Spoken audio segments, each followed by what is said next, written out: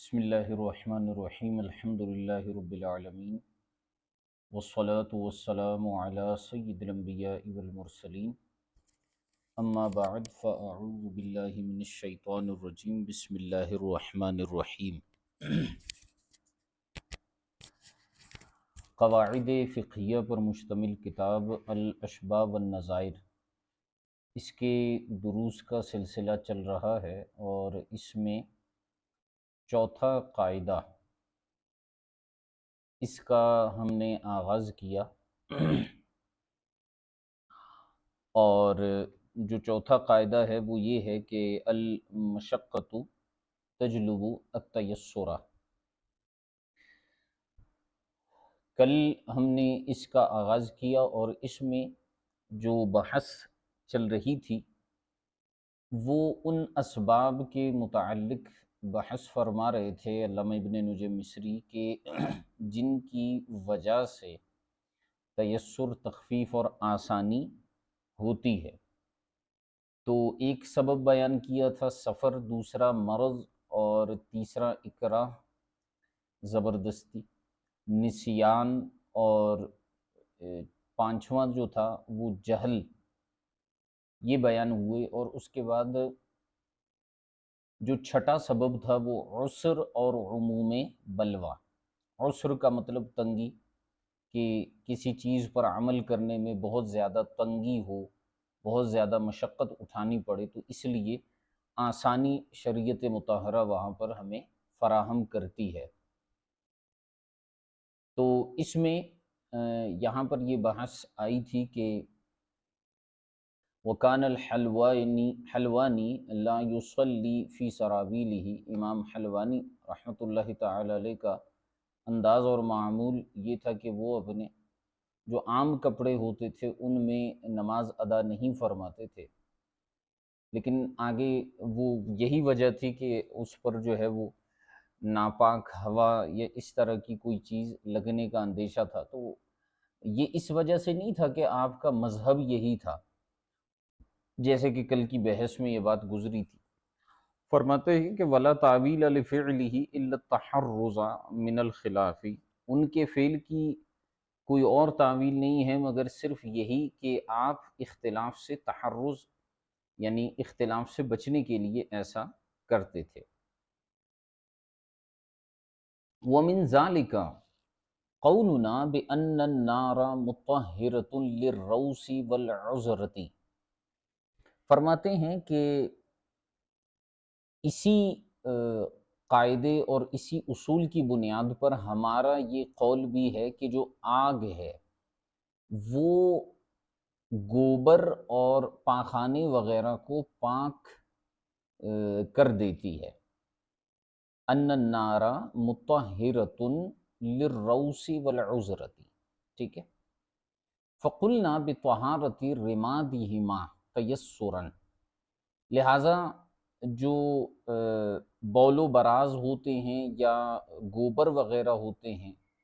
ان کا جو رماد ہوتا ہے یعنی راکھ ہوتی ہے، ان کو جلانے کے بعد جو ان کی راکھ ہوتی ہے، اسی وجہ سے تیسر کی بنیاد پر ہم نے ان کے پاک ہونے کا قول کیا ہے۔ وَإِلَّا لَزِمَتْ نَجَاسَةُ الْخُبْزِ فِي غَالِبِ الْأَمْصَارِ، کہتے ہیں اگر ہم یہ قول نہ کرتے تو پھر روٹی جو ہے اس کی نجاست لازم آ جاتی اکثر شہروں اور علاقوں میں، کیونکہ پہلے زمانے میں جو ہے وہ گوبر وغیرہ کے ذریعے جو ہے وہ آگ جلائی جاتی تھی اور اس پر توا وغیرہ رکھ کر روٹی پکائی جاتی تھی، لیکن اس کے اثرات روٹی پر آتے تھے، روٹی کا رنگ اس کے اوپر جو ہے وہ کالا کالا رنگ جو آ جاتا ہے لکڑیاں یا گوبر وغیرہ جلانے کی وجہ سے اور اس پر پکانے کی وجہ سے، تو اس طرح سے تو اس کے اثرات اس پر آ رہے ہوتے ہیں، بعض اوقات راکھ کے ذرات بھی اس پر ہوتے ہیں۔ تو اگر آپ اس کو جلنے کے بعد ناپاک کہیں گے تو ایسی صورت میں جو روٹی استعمال ہوتی ہے وہ بھی تو پھر نجس ہو جائے گی۔ اس لیے تیسر اور آسانی کرتے ہوئے ہم نے جو راکھ ہے گوبر وغیرہ کی، اس کو ہم نے پاک قرار دیا۔ تو اب گوبر کی راکھ پاک کیسے ہوئی؟ آگ میں جلانے کی وجہ سے، تو اس وجہ سے جو آگ ہے وہ مطہرہ ہے۔ وَمِن ذَلِكَ طَہَارَةُ بَوْلِ खिफाशी व खरइही वल बअरी इदा वक़अ फिल महलबी। और इरशाद फरमाते हैं कि ये आगे दूसरा मसला शुरू हो रहा है लेकिन इसी से मुताल्लिक है।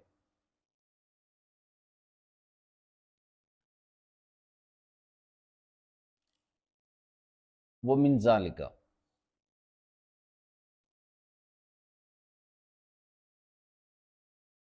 एक मिनट।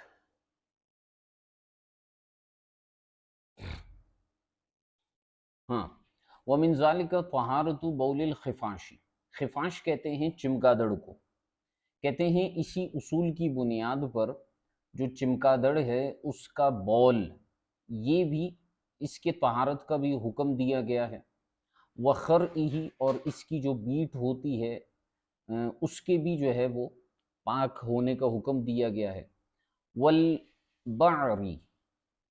इज़ा वक़अ फिल महलबी, और इसी तरह बार मैंगनी को कहते हैं, और मैंगनी अगर जो है वो दूध के बर्तन में गिर जाए, महलब हलीब से निकला है बर्तन, ज़र्फ है कि वो जो है दूध के बर्तन में अगर गिर जाए, ठीक है, तो भी उसकी तहारत का हम हुक्म देंगे जब तक कि उसके असरात जो है ना फैल जाएं। ठीक है, तो सिर्फ मैंगनी गिरी और उसको निकालें और ना बू रहे बाकी, या थोड़ी बहुत बू हो लेकिन रंग और जायका वगैरह में तब्दीली ना हो, तो भी हम इसमें जो है वो तहारत का हुक्म देते हैं। अब इसकी भी एक वजह ये होती है, जैसे चूंकि दूध धोते हैं जिस बर्तन में, तो बाज़ औक़ात उसमें जो है वो इस तरह के ज़र्रात आ जाते हैं। तो अमूमन हमने देखा होगा कि खालिसतन जो दूध ख़रीदा जाता है डेयरी फार्म वगैरह से, उसमें इस तरह के बाज़ औक़ात ज़र्रात पाए जाते हैं। तो इसकी वजह से वो दूध नापाक नहीं होगा, क्योंकि इनसे बचने में तासुर बहुत ज़्यादा है, मुश्किल बहुत ज़्यादा आती है, क्योंकि दूध दोहने में लामुहाला जानवर के नीचे उसको रखना होता है। तो अब कहीं न कहीं जानवर के जिस्म पर कोई ऐसा जो है वो हिस्सा हो, उसके जिस्म पर कोई टुकड़ा हो नजासत का, नजासत से मुराद ये गोबर वगैरह का, तो उसमें फिर जो है कुछ तखफीफ वाली सूरतें बन सकती हैं। तो इसलिए फरमाया वलबारू इदा वक़अ फिल महलबी, और मैंगनी जबकि वो दूध वाले बर्तन में गिर जाए, लेकिन वह रुमिया क़ब्ल तफत्तुती, लेकिन उसे जो है वो टूट जाने से पहले पहले फेंक दिया जाए निकाल कर, तो भी जो है वो पाक हो जाएगा, यानी वो मुआफ़ है, उसमें जो है फिर हम नजासत का हुक्म नहीं देंगे। लेकिन अगर मैंगनी गिर गई और टूट गई और उसके ज़र्रात फैल गए, तो फिर हम नजासत का हुक्म देंगे। अच्छा, इसी तरह आगे फरमाते हैं व तख़फ़ीफ़ु नजासतिल अरवासी इंदहुमा, और साहिबैन के नज़दीक इमाम अबू यूसुफ और इमाम मोहम्मद रहिमहुमुल्लाह ताला के नज़दीक ये जो अरवास हैं, यानी रौस, गोबर वगैरह, ये नजासत खफीफा में इनको शुमार करते हैं साहिबैन। तो इसलिए फरमाते हैं वो तखफीफ नजासत अरवास इंदहुमा, साहिबैन के नज़दीक अरवास जो हैं गोबर वगैरह ये नजासत खफीफा में आते हैं।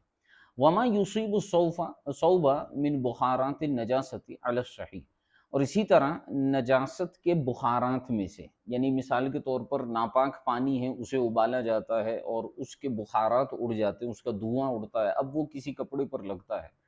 तो उसको भी जो है फुक़हा ने सही कौल के मुताबिक नजासत खफीफा में शुमार किया है, या उसको भी पाक शुमार किया, सॉरी, उसको भी पाक शुमार किया है।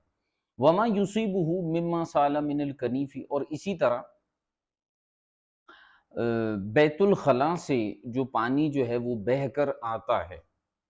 बैतुल खला से जो पानी बहकर आता है और वो अगर जो है कपड़ों को लग जाए, तो उसके बारे में भी फुक़हा जो है वो तहारत का हुक्म बयान करते हैं। लेकिन इसमें ये बात ज़रूरी है कि उसमें भी नजासत का कोई असर नहीं होना चाहिए। जैसे बैतुल खला की फ़र्श पर जो है वो पानी वग़ैरह लगा हुआ है, तो इसके बारे में जो है वो पाकी का हुक्म देते हैं। इस तरह से तो फिर पूरा बैतुल खला नापाक हो जाएगा। तो इसलिए इसमें भी पाकी का हुक्म देते हैं। मा लम यकुन अकबरो रायही अन नजासता, जब तक उसका ज़न्न गालिब नजासत का ना हो, تب تک وہ پاک ہوگا۔ لیکن اگر ظن غالب نجاست کا ہے کہ یہ جو ہے مثال کے طور پر جو واش رومز کے اندر ڈبلیو سی وغیرہ لگائے جاتے ہیں، اب عموماً احسن انداز یہ ہوتا ہے کہ وہ واش روم کے فرش سے تھوڑا سا اوپر ہوتا ہے ڈبلیو سی، اور اس کی ڈھلان ایسے کی جاتی ہے کہ اس میں جب ڈبلیو سی کے آس پاس جو پانی ہوتا ہے وہ ڈبلیو سی کے اندر ہی آ جاتا ہے۔ تو ایسی صورت میں جو نیچے کا فرش ہے اس پر تو غالب گمان یہی ہے کہ پاک پانی ہوگا، لیکن بعض جگہوں پر دیکھا گیا ہے کہ جو ڈبلیو سی ہے اسے بالکل فرش کے برابر رکھا جاتا ہے، تو اس میں کیا ہوتا ہے کہ یہ اندیشہ اور امکان رہتا ہے کہ ناپاک اور نجس پانی ہو سکتا ہے فرش پر بھی آ گیا ہو۔ تو اگر غالب رائے ہے تو ایسی صورت میں جو ہے ہم نجاست کا حکم دیں گے، ورنہ نہیں دیں گے۔ وماء الطابق استحسانا، اور اسی طرح طابق کا پانی استحساناً اس کو بھی پاک قرار دیا گیا ہے، ٹھیک ہے۔ وصورتہ، اور اس کی صورت یہ ہے کہ احرقت العذرة فی بیت فاصاب ماء الطابق ماء الطابق صوب انسان، اس کی صورت یہ بنتی ہے کہ اگر بول و براز کو کسی جگہ پر آگ لگا دیا جائے، جلا دیا جائے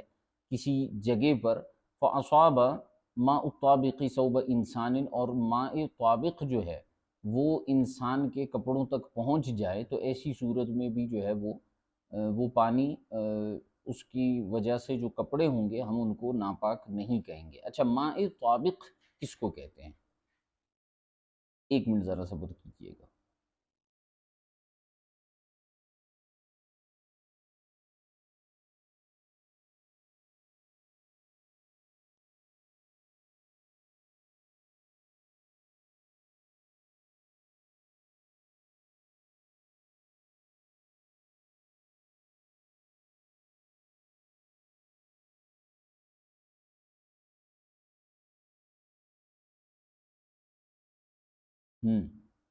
ماء طابق جو ہے یہ آپ نے دیکھا ہوگا پہلے زمانے میں گھروں کے اندر جو ہیں وہ چمنی بنائی جاتی تھی، آج کل بھی بنائی جاتی ہیں۔ چمنی جو ہوتی ہے، جیسے آج کل تو آپ نے دیکھا ہوگا جو کچنز وغیرہ ہوتے ہیں ان میں جہاں پر چولہا رکھا جاتا ہے اور کھانا وغیرہ پکایا جاتا ہے، تو اس کے اوپر آج کل تو جدید دور ہے تو الیکٹرانکس آئٹم اس طرح کے لگائے جاتے ہیں چولہے کے بالکل اوپر، جس کے اندر جو ہے وہ دھوئیں وغیرہ کو، بخارات کو جو ہے وہ کھینچنے کی صلاحیت ہوتی ہے، وہ پورے بخارات کو کھینچ کر باہر کے رستے سے کچن سے نکال دیتا ہے، تو گھر میں جو ہے وہ دھواں وغیرہ نہیں ہوتا، ٹھیک ہے۔ پہلے زمانے میں یہ ہوتا تھا کہ سیدھا سیدھا چمنی بنائی جاتی تھی جس کے ذریعے دھواں خود بخود نکل جاتا تھا، ٹھیک ہے۔ اچھا، بعض جگہوں پہ ایگزاسٹ فین وغیرہ لگائے جاتے ہیں جس کی وجہ سے دھواں وغیرہ نکالا جاتا ہے۔ تو اب مثال ہم لے لیتے ہیں کہ کسی کمرے میں کسی جگہ پر جو ہے وہ کوئی نجاست وغیرہ جلائی گئی، اب اس نجاست میں جو ہے وہ کچھ تری بھی تھی، تو وہ جلنے کے بعد بخارات بن کر اوپر جو ہے وہ چھت کی طرف چلے گئے، اور چھت پر جا کر آپ نے دیکھا ہوگا جیسے برتن وغیرہ میں آپ پانی ابالتے ہیں تو وہ پانی وغیرہ اوپر جو ہے وہ برتن کے ڈھکنے پر یا اوپر جا کر وہ جو ہے وہ پھر بخارات کی شکل میں جاتے ہوئے پانی کی صورت اختیار کر دیتا ہے اور ٹپکنا شروع ہو جاتا ہے۔ تو وہ جو چمنی وغیرہ کو جو پانی لگتا ہے اور وہاں سے ٹپک کر آتا ہے اسے ماء طابق کہا جاتا ہے۔ تو اسی طرح فرماتے ہیں کہ ماء طابق کو بھی استحساناً فقہا نے پاک قرار دیا ہے، اور اس کی صورت یہ بیان کی گئی کہ کسی جگہ پر بند کمرے وغیرہ میں اگر نجاست کو جلایا جائے اور وہ جو ہے وہ اوپر بخارات کی شکل میں اڑے اور وہاں پانی بن جائے اور پھر آ کر کپڑوں پر لگے، تو ایسی صورت میں جو ہے اس کو بھی ہم پاک شمار کریں گے اور کپڑے پاک رہیں گے۔ وَقَضَا الْإِسْطَبَلُ إِذَا كَانَ حَارًّا، اسی طرح اسطبل، اسطبل اس جگہ کو کہتے ہیں جہاں پر گھوڑے باندھے جاتے ہیں، ٹھیک ہے۔ جس طرح سے مختلف جانور جو ہے وہ مختلف جو ہے جگہوں پر باندھے جاتے ہیں، بکریاں رکھنے کی الگ جگہ ہوتی ہے، گائے بھینس وغیرہ رکھنے کی جگہ ہوتی ہے، اسی طرح گھوڑے جہاں پر باندھے جاتے ہیں اس جگہ کو اسطبل کہا جاتا ہے۔ فرماتے ہیں اسطبل میں بھی جو ہے یہی حکم ہوگا اذا کان حارن، جب کہ وہ گرم ہو، ٹھیک ہے، وعلی قوتہ طابق، اور اس کے جو ہے وہ روشن دان وغیرہ کی طرف کوئی چمنی وغیرہ ہو، او بیت بالوعۃ، اور اسی طرح فرماتے ہیں کہ ایسا کوئی کمرہ یا ایسا کوئی گھر جس میں جو ہے وہ کوڑا وغیرہ ہو، اور اس میں بھی جو ہے وہ گرمی زیادہ ہو، جس کی وجہ سے جو ہے وہ بخارات اڑ جاتے ہیں اور اوپر جا کر جو ہے وہ پانی کی شکل اختیار کر لیتے ہیں۔ اذا کان علیہ طابق وتقاطر منہ، جبکہ وہاں پر بھی کوئی چمنی ہو اور وہاں سے پانی ٹپکتا ہو، ٹھیک ہے، تو ایسی جگہوں میں بھی چونکہ نیچے زمین پر نجاست گوبر وغیرہ لگی ہوتی ہے، لیکن کمرے کی حدت اور گرمی کی وجہ سے کیا ہوتا ہے کہ وہ بخارات کی شکل اختیار کر کے اوپر جا کر جو ہے وہ پانی بن جاتے ہیں، تو چمنی وغیرہ سے جب وہ پانی واپس آتا ہے اور کپڑوں پر لگتا ہے تو اس کو بھی فقہا نے پاک قرار دیا ہے۔ وَقَذَا الْحَمَّامِ، اور اسی طرح حمام، حمام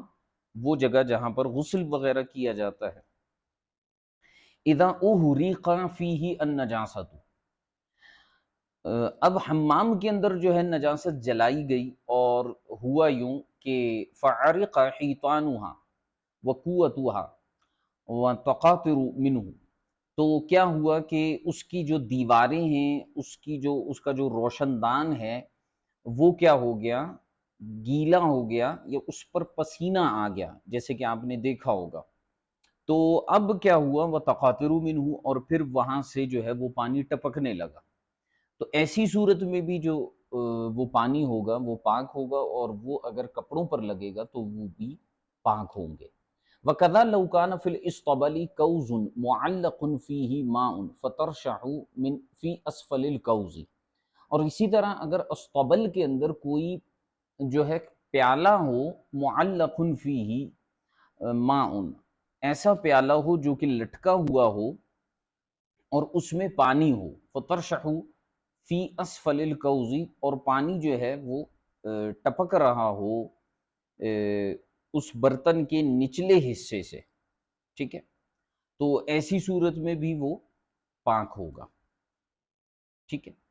اچھا آگے فرمائے والقول بطہارت المسک اذا وان کان اصلہ دمن، اچھا مسک یعنی مشک، اب مشک کا آپ کو معلوم ہوگا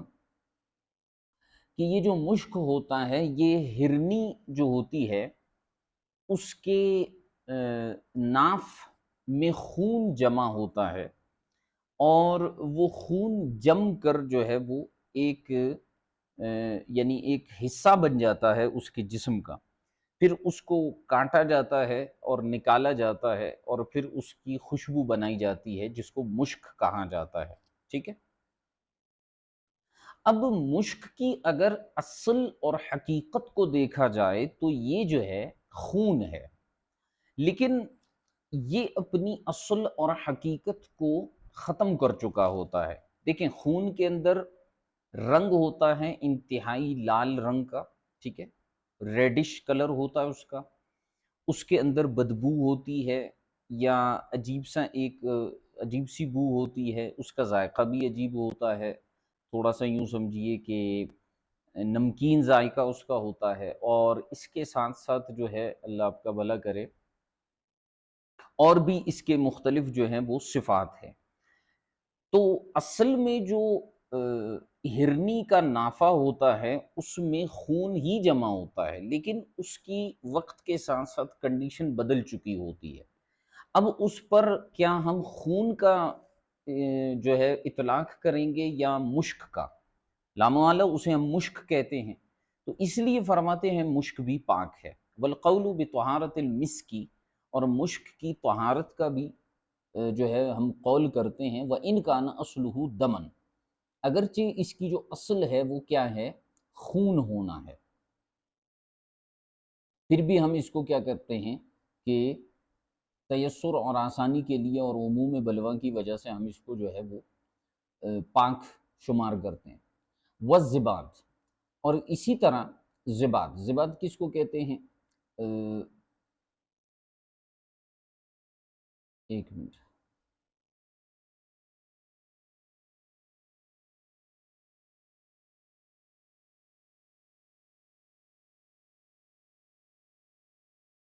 ایک منٹ ذرا صبر کیجئے گا۔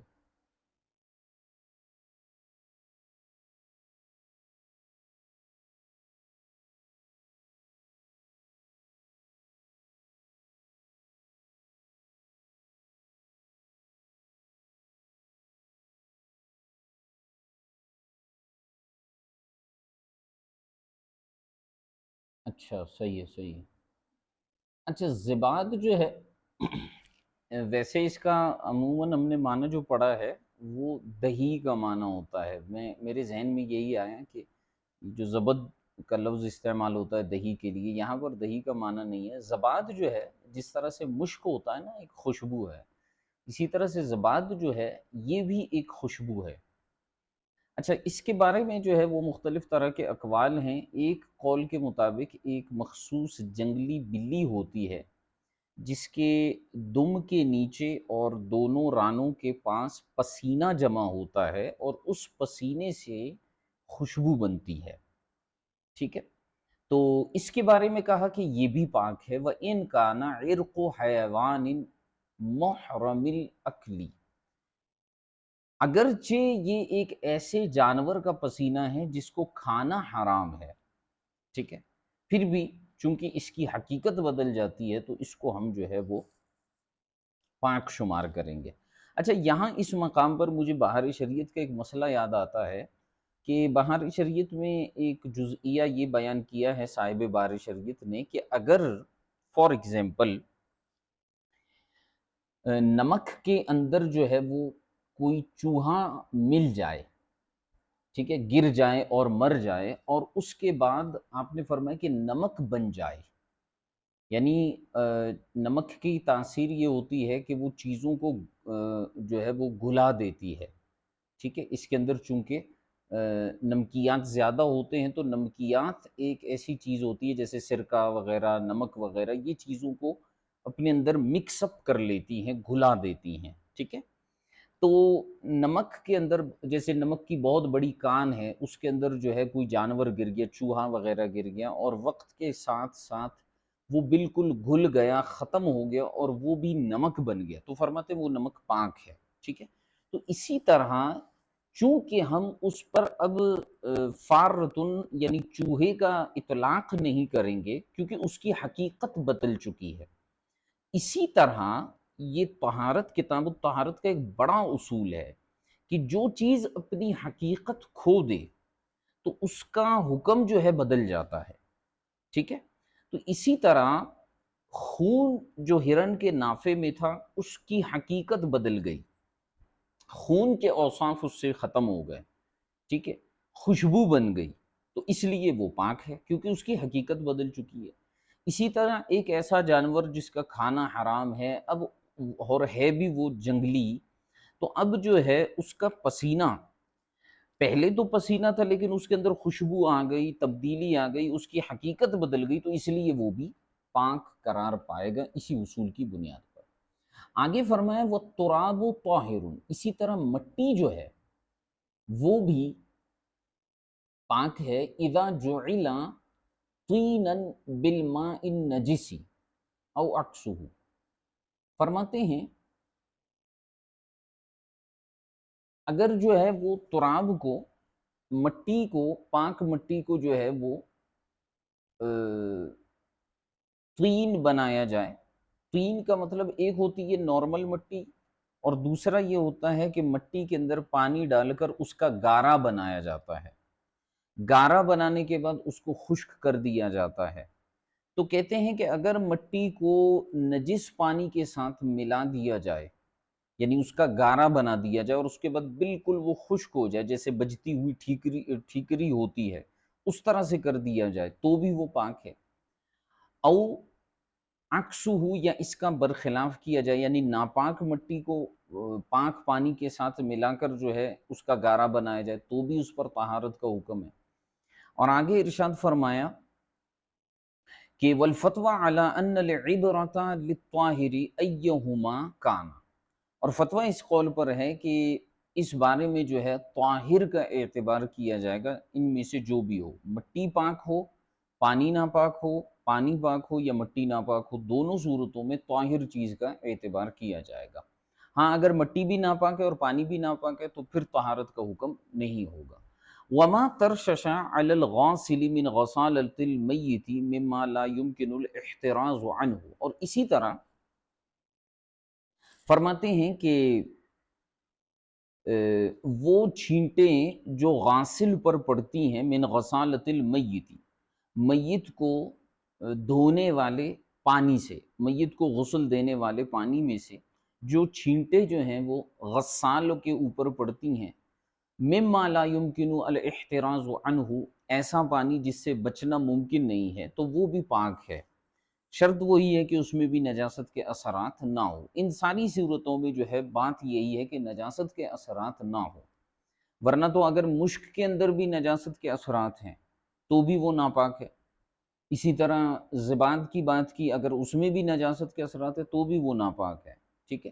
یہ ان صورتوں میں جبکہ کوئی اور نجاست ان کے اندر نہ ہو۔ اچھا، وما رشا به السوق اذا ابتلى به قدماه، اور اسی طرح دوسرا مسئلہ بیان فرماتے ہیں کہ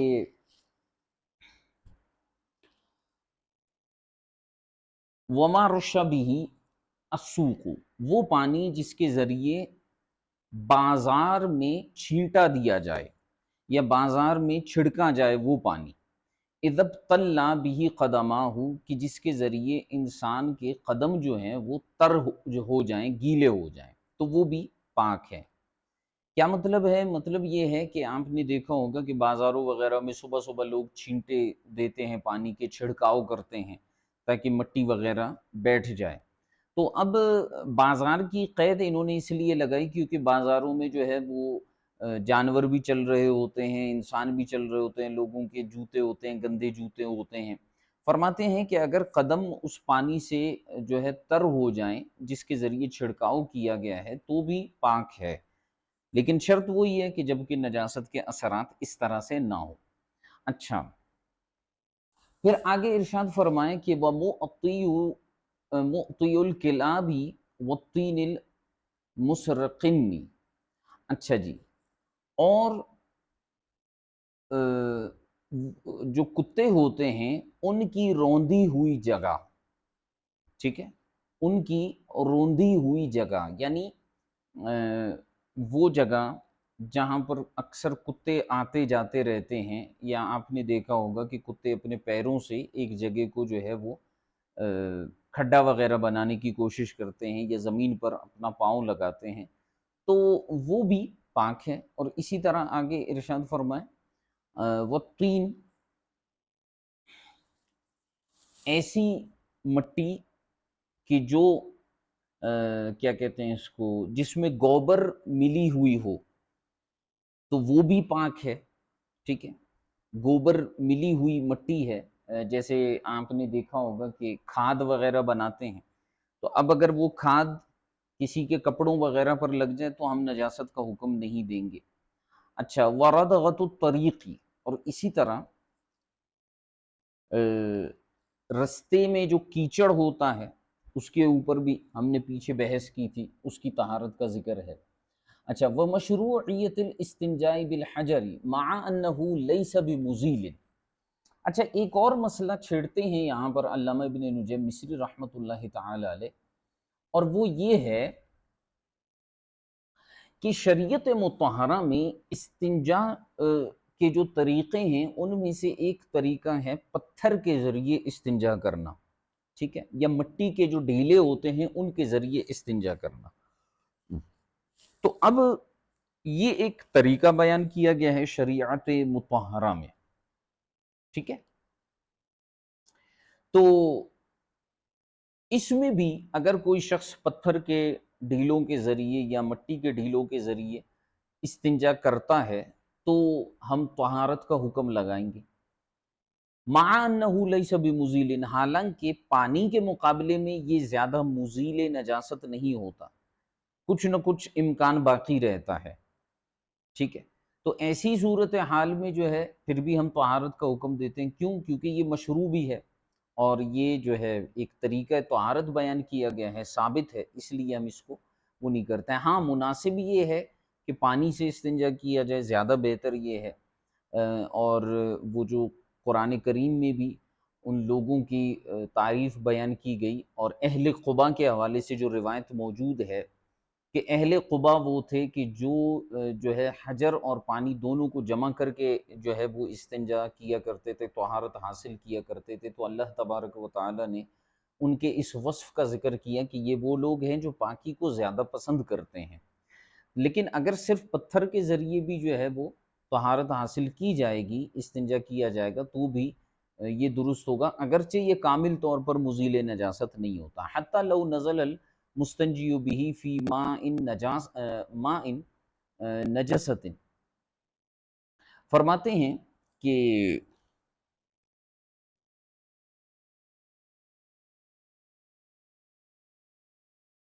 اچھا ہاں، نجسہ فی ماء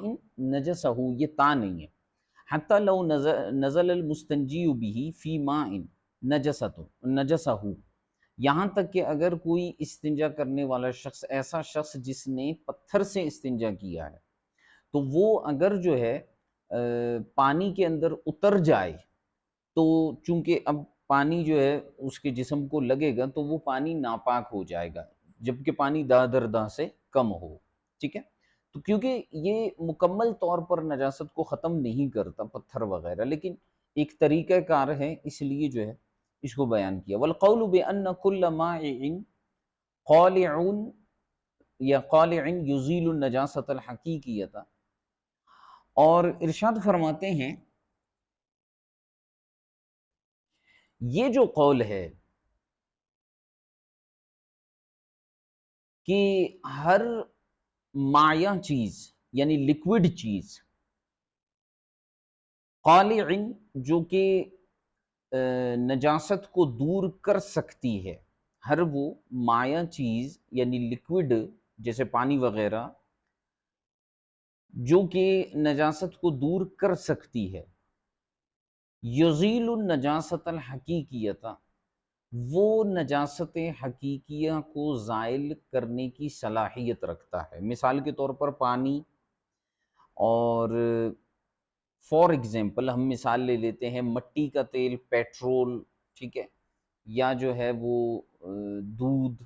یہ ایسی چیزیں ہیں، لیکوڈ چیز ہیں، اور ان کے ذریعے جو ہے وہ کوئی چیز کہیں پر لگی ہوئی ہو وہ دور ہو سکتی ہے۔ تو فقہاء نے ایک قول یہ بھی بیان کیا کہ ہر وہ مائع چیز جس کے اندر نجاست کو دور کرنے کی صلاحیت ہوتی ہے تو وہ نجاست حقیقیہ کو دور کر سکتی ہے، ٹھیک ہے۔ پھر آگے فرمائے وَمَسُّ الْمُصْحَفِ لِلصِّبْيَانِ لِلتَّعَلُّمِ، اچھا ایک تخفیفی صورتحال بیان فرما رہے ہیں۔ بچے ہوتے ہیں، نابالغ بچے مدرسے وغیرہ میں جاتے ہیں، تو وہ اگر مصحف شریف کو چھو لیتے ہیں، قرآن کریم کو چھو لیتے ہیں تعلم کے لیے، یعنی پڑھنے کی غرض سے، تعلیم حاصل کرنے کے لیے، تو فرماتے ہیں یہ معاف ہے، بچوں سے گناہگار نہیں ہوں گے۔ اسی طرح وَمَسْحُ الْخُفِّ فِي الْحَضْرِ لِمَشَقَّةِ نَزْعِهِ فِي كُلِّ وُضُوءٍ، اور اسی طرح خفین یعنی موزوں کا مسح کرنا حضر کی حالت میں یعنی اقامت کی حالت میں، تو یہ بھی جو ہے وہ درست ہے، جائز ہے، کیونکہ لمشقت نزعہ فی کل وضوء، ان کے بندہ جو ہے ہر وضو کے لیے جو ہے اس کو مشقت ہوگی کہ وہ موزوں کو اتارتا رہے، تو اس لیے جو ہے خفین پر صرف سفر میں نہیں بلکہ حضر میں بھی جو ہے وہ مسح کرنے کا جواز ہے۔ ہاں بس فرق یہ ہے کہ حضر میں اقامت کی حالت میں 1 دن 1 رات کی اجازت ہوگی، اور سفر میں جو ہے 3 دن 3 راتوں کی اجازت ہوگی۔ ومن ثم وجب نزعه للغسل لعدم تکررہ، اور فرماتے ہیں اسی بنیاد پر جو ہے غسل کے وقت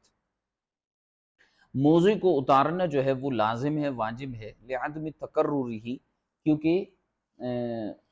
غسل کی ضرورت بار بار نہیں ہوتی، وضو کی ضرورت، اب ایک شخص اگر 5 نمازیں ہیں تو 5 نمازوں میں اس کو 5 مرتبہ وضو کرنے کی ضرورت ہوگی، یا کم از کم 3 سے 4 مرتبہ، 2 مرتبہ تو ضرورت اس کو ہوگی ہی ہوگی۔ تو اس لیے اس میں چونکہ تکرار ہے وضو میں، اس لیے ہم نے خفین پر مسح کرنے کی اجازت دے دی۔ لیکن غسل جو ہے وہ بندہ جو ہے وہ دن میں زیادہ سے زیادہ 1 مرتبہ کرے گا، یا جو ہے اگر فرضی غسل ہوتا ہے تو وہ 4-5 دن میں 1 مرتبہ یا ہفتے میں 1 مرتبہ کرے گا، روزانہ تو کوئی نہیں کرتا۔ تو جو غسل ہے اس کے لیے جو ہے پھر موزے اتارنا جو ہے ضروری ہے، کیونکہ اس کی تکرار دن میں بار بار نہیں ہوتی۔ ٹھیک ہو گیا؟ اور پھر آگے ارشاد فرمایا کہ وَأَنَّهُ لَا يُحْكَمُ عَلَى الْمَاءِ بِالْإِسْتِعْمَالِ مَا دَامَ مُتَرَدِّدًا عَلَى الْعُضْوِ وَلَا بِنَجَاسَةِ الْمَاءِ إِذَا لَاقَ الْمُتَنَجِّسَ مَا لَمْ يَنْفَصِلْ عَنْهُ۔ سبحان اللہ۔ اسی بنیاد پر ایک اور مسئلہ ارشاد فرماتے ہیں کہ پانی جو ہے جب تک اعضاء کے درمیان رہے، لا يحکم علی الماء بالاستعمال، پانی کے اوپر استعمال یعنی مائع مستعمل ہونے کا حکم نہیں لگے گا، کب تک؟ ما دام مترددا علی العضو، جب تک کہ وہ کسی عضو کے اوپر جو ہے دائر رہتا ہے، یعنی عضو کے اوپر رہتا ہے تو وہ مستعمل نہیں ہوگا۔ اب مائع مستعمل کی آپ تعریف پڑھیں کہ جب جسم سے لگ کر الگ ہو جائے تو وہ مستعمل ہوتا ہے۔ ولا بنجاست الماء اذا لاق المتنجس ما لم ينفصل عنه، اور اگر کوئی پانی جو ہے وہ ناپاک چیز پر لگا ہے تو جب تک وہ پانی اس سے الگ نہیں ہوگا، اس میں انفصال نہیں ہوگا، تب تک اس پانی کو بھی ہم ناپاک نہیں کہیں گے۔ وَأَنَّهُ لَا يَضُرُّهُ التَّغْيِيرُ بِالْمَكْثِ وَالطِّينِ وَالتَّحَلُّبِ، اور اسی طرح ارشاد فرماتے ہیں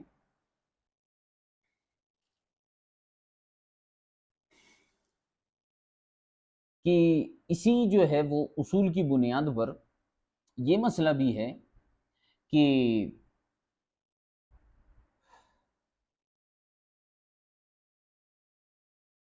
لا يضرہ التغییر بالمکث،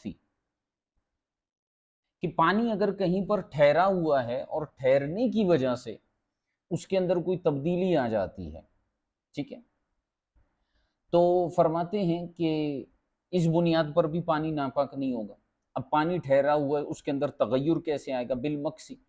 جیسے مثال کے طور پر اس کے اندر جو ہے وہ کائی وغیرہ جم جاتی ہے، یا جو ہے اس کے اندر طین مٹی آ جاتی ہے، یا جو ہے اس کا کیا کہتے ہیں کیچڑ وغیرہ بن جاتا ہے، تو بھی ہم اس کو ناپاک نہیں کہیں گے، ٹھیک ہے۔ وَكُلُّ مَا يُعَسِّرُ صَوْنُهُ عَنْهُ، اور اسی طرح ہر وہ چیز جس سے پانی کو بچانا جو ہے وہ ناممکن ہو یا بہت مشکل ہو،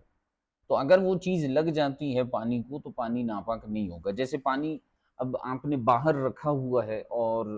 لازمی سی بات ہے مٹی وغیرہ اڑتی ہے اور ہوائیں وغیرہ چلتی ہیں، تو اب پانی کے اندر ایک بعض اوقات آپ نے دیکھا ہوگا کہ ایک تہ بن جاتی ہے اس کے اوپر مٹی کی، تو ایسی صورت میں بھی ہم اس کو ناپاک نہیں کہیں گے۔ یا بعض اوقات اس کو برتن میں رکھتے ہیں تو کائی وغیرہ جم جاتی ہے، تو ایسی صورت میں بھی جو ہے وہ پانی ناپاک نہیں ہوگا، ٹھیک ہے۔ اچھا، یہاں تک یہ مسئلہ ہو گیا۔ اس سے آگے ارشاد فرماتے ہیں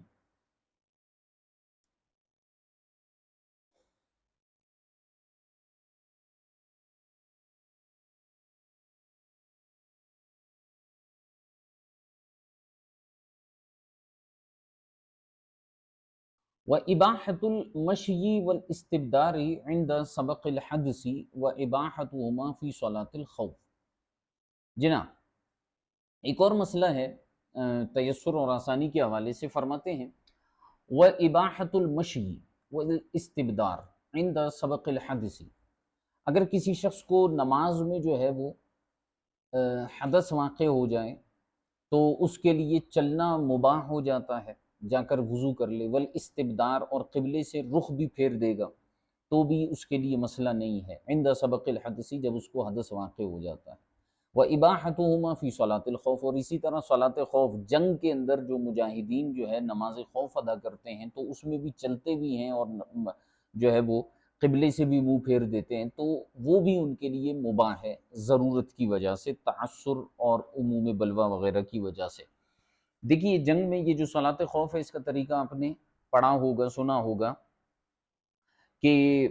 مثال کے طور پر 2 رکعت والی نماز ہے تو امام جو ہے وہ 1 رکعت پڑھائے گا، پھر وہ قوم جو ہے وہ واپس جو ہے وہ چلی جائے گی جنہوں نے 1 رکعت پڑھی ہے، پھر دوسرے آئیں گے، وہ جو ہے دوسری رکعت امام کے ساتھ پڑھیں گے، ٹھیک ہے، پھر وہ چلے جائیں گے، پھر جنہوں نے جو ہے وہ پہلی رکعت پڑھی تھی وہ آئیں گے، وہ جو ہے اپنی نماز مکمل کریں گے، اور پھر جو ہے یہ چلے جائیں گے، اور جنہوں نے جو ہے وہ دوسری پڑھی تھی، پہلی نہیں پڑھی تھی، وہ آ کر پہلی رکعت پڑھیں گے۔ تو اس میں ان کا جو آنا جانا ہوگا، مشیون ہوگا، چلنا ہوگا اور قبلے سے منہ پھیرنا ہوگا، یہ جو ہے وہ تخفیف کے طور پر ان کے لیے مباح ہے۔ وَإِبَاحَةُ النَّافِلَةِ عَلَى الدَّابَّةِ خَارِجَ الْمِصْرِ بِالْإِیمَاء، اور اسی طرح دابہ یعنی جانور پر جو ہے، شہر سے باہر بندہ جانور پر ہے، سفر کر رہا ہے اور نفل نماز اس کے اوپر پڑھ لیتا ہے اشارے سے، تو یہ بھی مباح ہے، کس وجہ سے؟ انہی ضروریات کی بنیاد پر۔ وفیہ فی روایت عن ابی یوسف رحمہ اللہ تعالی واباحۃ القعود فیہا بلا عذر، اور ارشاد فرماتے ہیں کہ یہ جو جواز کا ذکر کیا ہے ہم نے، اس حوالے سے امام ابو یوسف رحمۃ اللہ تعالی علیہ کی بھی ایک روایت ہے، ٹھیک ہے، کہ آپ نے بھی جو ہے اس کے جواز کا حکم دیا ہے۔ وَإِبَاحَةِ الْقُعُودِ فِيهَا بِلَا عُذْرٍ، اور نفل نمازوں میں بغیر عذر کے بیٹھ کر نفل نمازیں پڑھنا بھی جو ہے مباح ہے، وہ بھی امام ابو یوسف رحمۃ اللہ تعالی علیہ کی روایت کے مطابق جائز ہے۔ وَوَسَّعَ ابو حنیفہ رحمہ اللہ تعالی فی العبادات كلها، امام اعظم ابو حنیفہ رحمۃ اللہ تعالی علیہ نے ساری کی ساری روایات میں، ساری کی ساری عبادات میں جو ہے وہ وسعت اور گنجائش رکھی ہے۔ اب یہ تو نماز کے متعلق ہے، متفق علیہ مسئلہ ہے کہ شہر سے باہر اگر کوئی جانور پر ہوتا ہے تو نفل پڑھ سکتا ہے۔ امام ابو یوسف رحمۃ اللہ تعالی علیہ نے اس میں وسعت یہ رکھی کہ کوئی شخص جو ہے وہ اگر نفل نماز بیٹھ کر پڑھنا چاہتا ہے، چاہے وہ اپنے گھر میں ہی کیوں نہ ہو، تو بھی جائز ہے بغیر عذر کے، ٹھیک ہے۔ تو اسی پر عمل کرتے ہوئے لوگ جو ہے وہ بیٹھ کر نفل نمازیں ادا کرتے ہیں۔ اب اس میں تعصر بھی ہے، عموم بلوہ بھی ہے، کہ لوگ اس میں لوگوں کا ابتلاء عام ہے، اس وجہ سے ہم اس کو جائز قرار دیتے ہیں۔ اور عموماً یہ دیکھا گیا ہے کہ نفل نمازیں جو ہے وہ فرائض اور سنن کے بعد ہوتی ہیں، تو انسان کے اندر ایک تھکاوٹ کی بھی کیفیت آ رہی ہوتی ہے، تو اس لیے لوگ جو ہیں وہ بیٹھ کر نوافل پڑھتے ہیں۔ تو امام ابو یوسف کی روایت کے مطابق یہ درست ہے۔ اچھا، امام اعظم ابو حنیفہ رحمۃ اللہ تعالی علیہ نے ساری کی ساری عبادات کے اندر تخفیف اور آسانی کو مد نظر رکھا ہے اور وسعت پیدا کی ہے، ٹھیک ہے۔ لہٰذا اسی بنیاد پر ایک مسئلہ ہے کہ فَلَمْ يَقُلْ إِنَّ مَسَّ الْمَرْأَةِ وَالذَّكَرِ نَاقِضٌ أي ناقض للوضوء، اسی وجہ سے امام اعظم ابو حنیفہ رحمۃ اللہ تعالی علیہ نے یہ قول بیان نہیں کیا کہ عورت کو چھونا یا شرمگاہ کو چھونا جو ہے ناقض للوضوء ہے، ٹھیک ہے۔ اب یہاں بڑے دلائل ہیں اس مسئلے میں جو شوافی کا اور ہمارا اختلاف ہے۔ امام شافعی رحمۃ اللہ تعالی علیہ کے نزدیک اگر کسی نے کسی عورت کو چھو لیا، اب اس میں بعض جگہوں پر بعض روایتیں ہم نے سنی ہوں گی، اس میں محرم نامحرم کی بھی بحث آتی ہے، لیکن بہرحال مطلقاً بھی ذکر کیا گیا ہے کہ عورت کو اگر چھو لیا، او لامستم النساء سے استدلال کرتے ہیں، تو ایسی صورت میں شوافی کہتے ہیں کہ آپ کا وضو ٹوٹ گیا۔ ایک جواب احناف یہاں پر یہ دیتے ہیں کہ مس مرآ سے مراد جو ہے وہ جماع ہے، او لامستم النساء اس سے مراد جماع کرنا ہے، تو جماع کرو گے تو غسل فرض ہوگا۔ لیکن شوافی کہتے ہیں کہ یہاں لامستم النساء سے مراد مس حقیقی ہے، مجازی معنی اس کا نہیں ہے، حقیقی ہے، اور کیا کہتے ہیں، جماع کرو یا ہاتھ سے چھو لو، دونوں صورتوں میں جو ہے وہ وضو کرنا ہوگا، ٹھیک ہے۔ ہاتھ سے چھوؤ گے تو حکم ہلکا ہے، وضو کرنا ہوگا، اور اگر جمع کرو گے تو پھر جو ہے وہ غسل کرنا ہوگا۔ ہم کہتے ہیں آپ نے حقیقت اور مجاز کو جمع کر دیا ہے، ہم حقیقی معنی لیتے ہیں مس کا، مس بالید مراد یہاں پر لیتے ہیں، سوری ہم اس کا مجازی معنی مراد لیتے ہیں، مس سے مراد یہاں جمع مراد لیتے ہیں احناف، اس لیے ہم کہتے ہیں جمع کرو گے تو غسل فرض ہوگا۔ بہرحال ایک دلیل تو ہماری یہ ہوئی، دوسری دلیل یہ ہے کہ چلے ہم مان لیتے ہیں کہ امام شافعی رحمۃ اللہ تعالی علیہ کی بات درست ہے۔ اب یہ دلیل آپ نے شاید کبھی نہیں سنی ہوگی، لیکن یہاں پر میں اس کو بیان کر دیتا ہوں کہ بالفرض ہم مان لیتے ہیں کہ امام شافعی رحمۃ اللہ تعالی علیہ کی بات درست ہے کہ اس سے مراد جو ہے جمع بھی ہے اور مس مرعہ بھی ہے، کہ جمع کی صورت میں غسل فرض ہوگا اور ویسے چھونے مس بالید کی صورت میں جو ہے وضو ٹوٹ جائے گا۔ لیکن احناف یہاں پر اس قاعدے کو بھی لیتے ہیں کہ المشقۃ تجلب التیسر، اور امام اعظم نے چونکہ عبادات میں وسعت رکھی ہے تو اس لیے امام اعظم رحمۃ اللہ تعالی علیہ فرماتے ہیں کہ ٹھیک ہے یہ بات درست ہے، ایک زاویے سے اگر ہم دیکھیں ٹھیک ہے یہ بات درست ہے، لیکن چونکہ اس کے اندر حرج آتا ہے، تعسر آ جاتا ہے، تو اس وجہ سے جو ہے وہ پھر معاملت بڑے گڑبڑ ہو جائیں گے اگر آپ بار بار نقض وضو کا حکم دیں گے مس بالید کی صورت میں، اس لیے تیسر کرتے ہوئے ہم یہاں پر وضو کے نہ ٹوٹنے کا حکم دیتے ہیں اور ٹوٹنے کا قول نہیں کرتے۔ اسی طرح ذکر کے متعلق یعنی بلا حائل، ان دونوں میں عورت اور شرمگاہ دونوں کے متعلق جو اصول ہے وہ یہ ہے کہ کوئی کپڑا وغیرہ بیچ میں حائل نہ ہو تو وضو ٹوٹ جائے گا، تو احناف پھر تیسر کرتے ہوئے یہاں پر یہ حکم نہیں لگاتے۔ وَلَمْ يَشْتَرِطْ النِّيَّةَ فِي الطَّهَارَةِ وَلَا الدَّلْكَ، اور اسی طرح امام اعظم ابو حنیفہ رحمۃ اللہ تعالی علیہ طہارت یعنی وضو میں جو ہے وہ نیت کو شرط قرار نہیں دیتے، غسل میں بھی نیت کو شرط قرار نہیں دیتے، ٹھیک ہے، وہ بھی تیسر اور آسانی کرتے ہوئے، ٹھیک ہے۔ اور اسی طرح دلک کا مطلب ہوتا ہے ملنا، اعضاء کو ملنے کو بھی شرط قرار نہیں دیا، کیونکہ طہارت کی بھی ضرورت انسان کو وقتاً فوقتاً پیش آتی ہے، تو اب ہو سکتا ہے بندہ نیت نہ کر پائے، تو اس لیے آسانی کرتے ہوئے اس میں بھی جو ہے وہ سعت رکھ دی۔ وَوَسَّعَ فِي الْمِيَاهِ، اور اسی طرح جو ہے پانی کے مسئلے کے اندر بھی امام اعظم ابو حنیفہ رحمۃ اللہ تعالی علیہ نے وسعت رکھی ہے، فَفَوَّضَهُ إِلَىٰ رَأْيِ الْمُبْتَلَى بِهِ، لہٰذا امام اعظم ابو حنیفہ رحمۃ اللہ تعالی علیہ نے پانی کی قلت اور کثرت کے حوالے سے جو معاملہ ہے اس کو جو ہے مبتلا بہی کی رائے کے سپرد کر دیا، یعنی جو اس میں مبتلا ہے۔ ولم یشترط مقارنۃ النیت للتکبیر، اور اسی طرح امام اعظم ابو حنیفہ رحمۃ اللہ تعالی علیہ نے تکبیر تحریمہ کے ساتھ نیت کے ہونے کی شرط نہیں لگائی۔ یہ پیچھے بھی ہم نے مسئلہ پڑھا ہے کہ اگر کسی نے تکبیر تحریمہ کے بعد جو ہے نیت کی تو بھی ایک قول کے مطابق درست ہے، تو امام اعظم رحمۃ اللہ تعالی علیہ نے تکبیر تحریمہ کے ساتھ جو ہے وہ نیت کی شرط نہیں لگائی۔ وَلَمْ يُعَيِّنْ مِنَ الْقُرْآنِ شَيْئًا حَتَّى الْفَاتِحَةَ عَمَلًا بِقَوْلِهِ تَعَالَى فَاقْرَؤُوا مَا تَيَسَّرَ مِنَ الْقُرْآنِ۔ اچھا، نماز میں قرآن کریم پڑھنا جو ہے فرض ہے، اب قرآن کے کون سے حصے کو پڑھنا فرض ہے اور کون سے حصے کو پڑھنا فرض نہیں ہے، تو امام اعظم نے قرآن میں کوئی چیز معین نہیں کی، یہاں تک کہ فاتحہ کو بھی فرض قرات کے لیے متعین نہیں کیا، فاتحہ پڑھنا واجب ہے۔ اب یہ فاتحہ کے اندر بھی واجبات کون کون سی ہیں نا، ایک ہے فاتحہ پڑھنا واجب ہے، اور فاتحہ کا سورت سے پہلے ہونا واجب ہے، سورت کا فاتحہ کے بعد ہونا واجب ہے، ٹھیک ہے، ان دونوں کے درمیان کوئی اور شے کا نہ ہونا واجب ہے، ہر آیت کا پڑھنا واجب ہے سورہ فاتحہ کا، یہ واجبات ہیں نماز کی۔ لیکن جو قراءت ہے فرض، وہ مطلقاً ایک آیت، اس کا پڑھنا جو ہے وہ فرض قرار دیا ہے، یہ بھی امام اعظم ہی کا مسئلہ ہے۔ وَلَمْ يُعَيِّن مِّنَ الْقُرْآنِ شَيْئًا حَتَّى الْفَاتِحَةَ،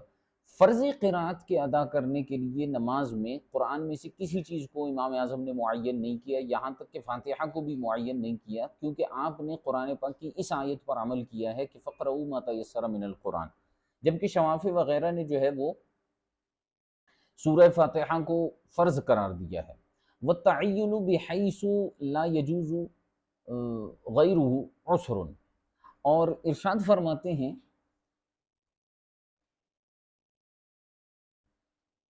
ایک منٹ اور قرآن کریم کا کوئی فرماتے ہیں اس طرح سے کوئی حصہ جو ہے وہ متعین کر دینا، وَالتَّعْيِنُ بِحَيْثُ لَا يَجُوزُ غَيْرُهُ عُسْرٌ، اور اس طرح سے قرآن کو متعین کر دینا کہ اس کا غیر نماز میں جائز نہ ہو، فرماتے ہیں یہ مشقت ہے، یہ تنگی ہے، کہ اگر مثال کے طور پر آپ نے کہہ دیا کہ بھئی سورہ فاتحہ پڑھو گے تبھی تمہارا فرض ادا ہوگا، تو یہ تو تنگی ہو جائے گی، ٹھیک ہے؟ اس لیے مطلقاً قرأت کے لیے جو ہے، فرض قرأت کے لیے مطلقاً قرأت کو رکھا گیا ہے۔ وَأَسْقَطَ الْقِرَاءَةَ عَنِ الْمَامُومِ، اسی طرح امام اعظم اور احناف نے جو ہے ماموم یعنی مقتدی سے قرأت کو ساقط کیا ہوا ہے، بل منعہ منہا شفقتاً علی الامام دفعاً للتخلیط عنہ۔ سبحان اللہ، یہ چیزیں وہابیوں کو اور غیر مقلدین کو کہاں سمجھ میں آئیں گی؟ جو شخص اس اصول کو سمجھے گا اسے ہی یہ چیزیں سمجھ میں آئیں گی۔ تو بعض اوقات ہمارے طلبہ یہ کہتے ہیں کہ استاد جی فلاں کا جواب دیجئے، فلاں کا جواب دیجئے، تو اسی لیے میں کہتا ہوں کہ بھائی آپ اصولوں کو، قاعدوں کو پڑھیں اور حنفیت کو، مزاج حنفیت کو سمجھیں۔ اگر آپ نہیں سمجھیں گے تو پھر جو ہے وہ آپ کو بہت زیادہ جو ہے وہ مشقت اور تنگی ہوگی مسائل کو سمجھنے میں۔ اب دیکھیے یہاں پر یہ مسئلہ بیان ہوا کہ ایک تو مقتدی پر جو ہے وہ قرأت کو ساقط کر دیا گیا، کتنی اچھی بات، ٹھیک ہے، اس پہ مشقت نہ ہو۔ کسی کی قرأت صحیح نہیں ہے، کسی کو قرآن پڑھنا نہیں آتا، بھائی امام کے پیچھے کھڑے ہو کر پڑھ لو، تمہاری نماز ہو جائے گی، کتنی آسانی ہے۔ اگر فرض کر دیتے ہیں امام کے پیچھے جو ہے وہ قرأت کرنے کو، تو پھر ہر کوئی اپنی قرأت کا خود مالک ہوتا، پھر تو نماز درست کسی کی ہوتی، کسی کی نہ ہوتی۔ بلکہ احناف نے منع کر دیا مقتدی کو قرأت کرنے سے، کیوں؟ شفقتاً علی الامام، امام پر شفقت کرتے ہوئے، امام پر آسانی اور سہولت پیدا کرتے ہوئے، دفعاً للتخلیط عنہ، اور اسی طرح امام کو تخلیط سے بچاتے ہوئے۔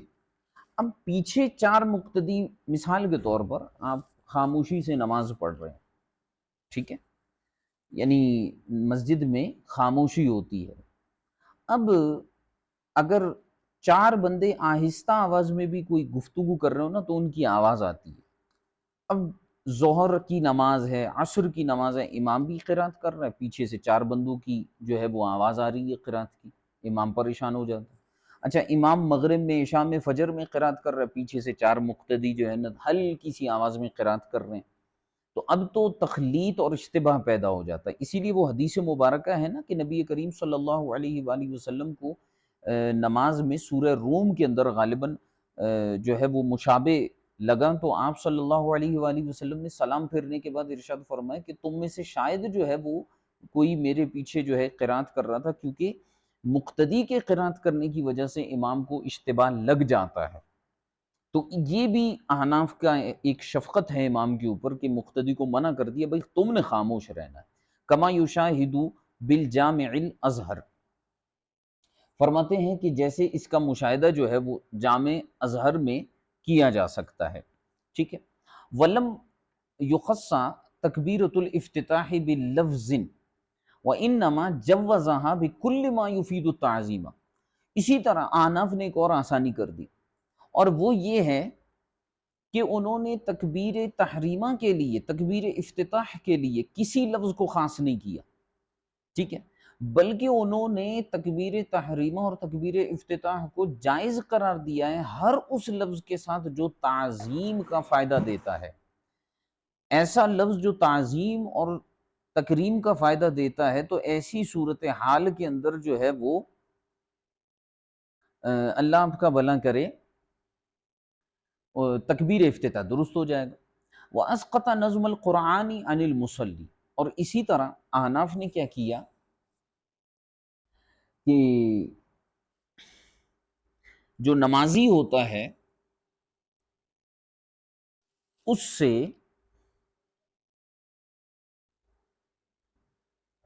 نظم قرآن کو ساقط کر دیا۔ یہ بڑا ایک خوبصورت مسئلہ آ گیا۔ فَجَوَّزَهُ بِالْفَارْسِيِّ تَيَسُّرًا عَلَى الْخَاشِعِينَ،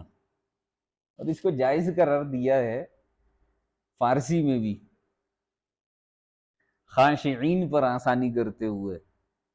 اللہ اکبر،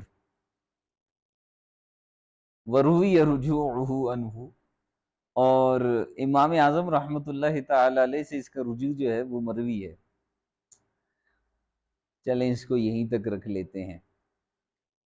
انشاءاللہ الکریم آگے جو ہے اس سے آگے پھر ہم کل پڑھیں گے۔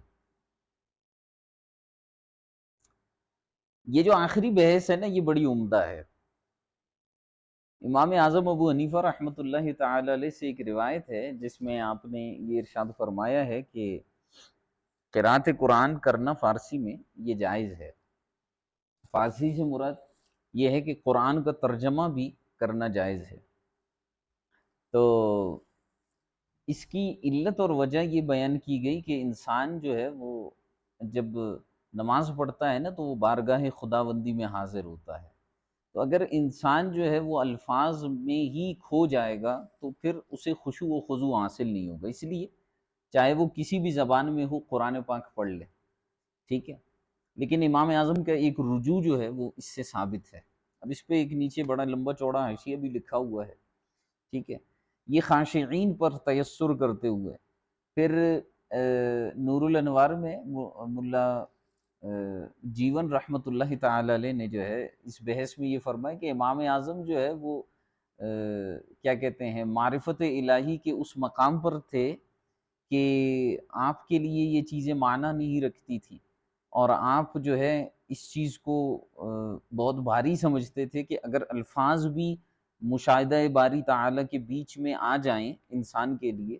تو بھی وہ مانع ہوتے ہیں۔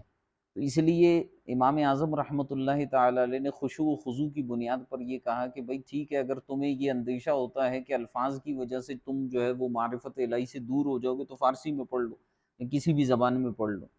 لیکن بہرحال بعد کے فقہا نے بھی یہی بات بیان کی کہ ایسا نہیں ہے، نظم قرآن یعنی عربی میں ہی جو ہے وہ قراءت کی جائے۔ تو کبھی زندگی میں موقع ملا انشاءاللہ الکریم آپ کو امام اعظم کے اس قول کے اسرار و رموز اور حکمتیں بیان کرنے کی کوشش کریں گے۔ یہ بڑا کمال کا قول ہے، بڑا کمال کا قول ہے۔ جب میں آپ کو یہ پڑھا رہا تھا، کیا نام ہے، شرح عقود پڑھا رہا تھا، اس وقت بھی میں نے یہ بات بارہا کی ہے کہ جب کوئی فقیہ اور بالخصوص امام اعظم جیسا بندہ کوئی بات بیان کرتا ہے اور رجوع کرتا ہے تو اس رجوع کا ہرگز مطلب یہ نہیں ہوتا کہ اس سے غلطی ہوئی تھی، بلکہ وہ رجوع کسی اور وجہ سے کر لیتے ہیں، ٹھیک ہے۔ تو ان کے علم کے کمی کی بنیاد پر یہ نہیں ہوتا۔ تو اگر ہم امام اعظم کی اس قول کو دیکھیں نا کہ آپ نے فارسی کے اندر جو ہے وہ جواز قرات کا حکم دیا ہے، اس کے اندر بڑے بڑے اسرار و رموز ہیں۔ یہ اعجاز قرآنی کے اوپر ایک بہت کمال کی دلیل ہے، بہت کمال کی دلیل ہے۔ اگر جو ہے جیسے میں ایک مثال اس میں دے دوں کہ اگر جو ہے وہ اگر آپ صرف الفاظ ہی کو دیکھتے ہیں، نظم کو دیکھتے ہیں، تو اس کا مطلب ہے کہ نظم قرآن صرف معجز ہے، اور جو معانی ہیں وہ معجز نہیں ہوئے پھر تو، ٹھیک ہے۔ اور اگر ہم لغت کی اصطلاح میں چلے جاتے ہیں، اہل لغت سے ذرا پوچھئے کہ اصل اہمیت لفظ کی ہوتی ہے یا معنی کی ہوتی ہے، تو اہل لغت آپ کو بتائیں گے، اور اسی طرح فصحاء و بلغاء آپ کو بتائیں گے کہ اہمیت معنی کی ہوتی ہے، لفظ کی نہیں ہوتی اتنی، ٹھیک ہے۔ تو امام اعظم نے بڑے کمال کی بات کی ہے، اگرچہ رجوع ثابت ہے لیکن بات بڑے کمال کی ہے۔ تو زندگی میں کبھی موقع ملا، کوئی نشست ہوئی تو انشاءاللہ الکریم اس پر ہم تفصیلی گفتگو کریں گے۔ آج اس کو ہم یہیں تک رکھ لیتے ہیں، انشاءاللہ مزید جو ہے وہ گفتگو اللہ نے چاہا تو کل کریں گے۔ امید ہے کہ آج کا سبق آپ سب کی سمجھ میں آ گیا ہوگا۔ اگر کسی کا کوئی سوال وغیرہ ہے تو وہ ارشاد فرما سکتے ہیں۔ اچھا جی، کچھ سوالات آئے ہوئے ہیں، پوچھ لیتے ہیں، دیکھ لیتے ہیں کیا سوالات ہیں۔ زبان کی ایک پھر سے وضاحت کریں۔ یہ بعض علماء نے جو ہے اس کی تشریح کرتے ہوئے بیان کیا ہے کہ ایک جنگلی مخصوص بلی ہوتی ہے، اس کے دم کے نیچے اور جو پاؤں ہوتے ہیں پچھلے پاؤں، ان کے پاس پسینہ جمع ہوتا ہے کہ جس سے ایک خوشبو بنتا ہے، ٹھیک ہے، اس کو زبان کہتے ہیں۔ اگر سورہ فاتحہ کی ایک آیت پڑھ لی تو کیا فرض ادا ہو جائے گا؟ بالکل ہو جائے گا، لیکن واجب ادا نہیں ہوگا، جس کی وجہ سے نماز مکروہ تحریمی واجب الاعادہ ہوگی۔ کوئی خاص میلاد نامہ پڑھنا ہو تو کیا کوئی کتاب ہے اس کے لیے؟ میں جو ہے وہ کل میں نے ایک کتاب مکمل کی ہے رات کو، مختصر سی کتاب تھی، مولود برزنجی، امام برزنجی شافعی رحمۃ اللہ تعالی علیہ کی ہے۔ اعلیٰ حضرت امام علیہ سنت اور دیگر علماء نے ان کی جو ہے وہ ان کے حوالے دیے ہیں، عربی میں ہے، اگر پڑھنا چاہیں تو پڑھ لیں، بہت اچھی اور عمدہ کتاب ہے، اور عقائد اہل سنت کے حوالے سے بھی بہت کمال ہے۔ اگر کسی نے پڑھنا ہے تو وہ پڑھ لیں، مولود برزنجی۔ اچھا جناب، واشنگ مشین، اچھا یہ بھی میں ہی سینڈ کروں؟ اچھا، صحیح صحیح صحیح صحیح۔ واشنگ مشین میں اگر مخلوط کپڑے دھونے کے لیے ڈالے جائیں تو کیا ایسے کپڑے جن پر نجاست لگی ہے اس کو پہلے دھونا ضروری ہے یا نہیں؟ دھونا ضروری ہے، کیونکہ آپ جان بوجھ کر ناپاک کپڑوں کو پاک کپڑوں کے ساتھ ملا رہے ہیں، اور یہ بھی شریعت مطہرہ کا ایک اصول ہے کہ بلا حاجت، بلا عذر، بغیر کسی وجہ کے خواہ مخواہ پاک چیز کو ناپاک کرنا جو ہے یہ ناپسندیدہ عمل ہے۔ جی، مولود برزنجی ہے، یہ آپ کو نیٹ سے بآسانی مل جائے گا۔